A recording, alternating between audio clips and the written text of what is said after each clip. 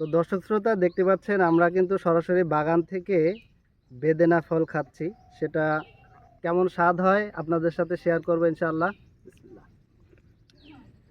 আসলে দর্শক, মিষ্টতা আসলে কোনো কমতি নেই, কিন্তু বাইরের যে ফলগুলো হয় ওগুলো কালারটা টকটকা লাল হয়, কিন্তু আমাদের দেশেরটা অত লাল হয় না, কিন্তু স্বাদে ভাই মানে অসাধারণ একটা টেস্ট।